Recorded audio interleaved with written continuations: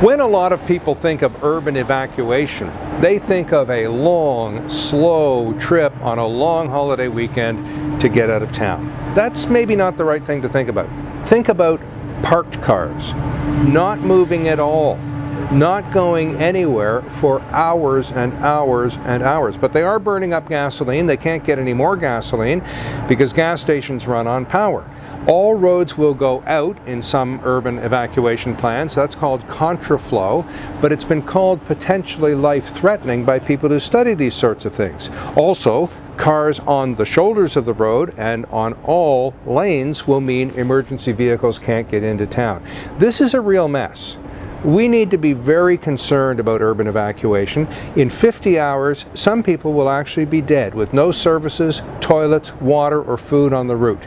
Urban evacuation has sometimes killed more people than the emergency that people are trying to get away from. Believe it or not, emergency response in your home maybe should begin in the refrigerator with a whole bunch of food that you can survive for 3 to 5 days with, non-perishable food, food that also retains its nutritional value. The Japanese give us a great indication of how prepared we could be and how we aren't. They sleep with a go bag or a backpack beside their bed with essentials in it that they can run away from an earthquake or get through an earthquake zone if need be. What do? We drive around the prairies in the middle of winter in a business suit with nothing in the trunk. Not a great idea. Inventory your fridge.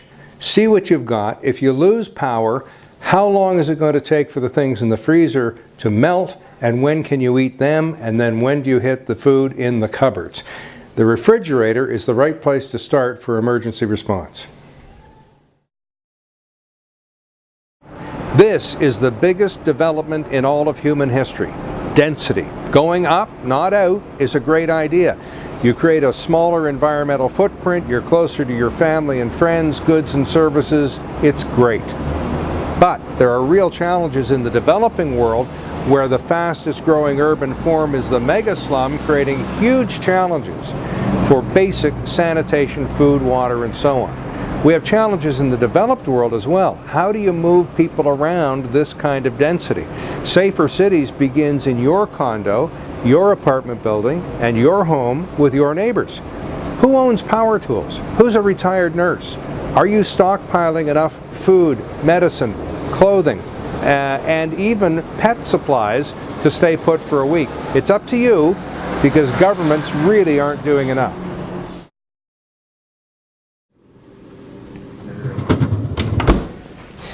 Believe it or not, I'm checking out the emergency water supply in my condo. If I lose heat, light, power, and water, I at least have the ice cubes in the freezer that will soon melt and be potable water. I will also have in a home all the water that's stored in all the pipes. I can drain them into a bucket in the basement, and that's potable water. The back of the toilet, not the bowl of course, the back of the toilet that flushes the toilet will also be potable water. If a neighbor has a jacuzzi or a swimming pool, that water will at least flush a toilet. Now is the time to start thinking, where are your emergency supplies, including of water, should you have to stay put for 3 to 5 days in a power outage?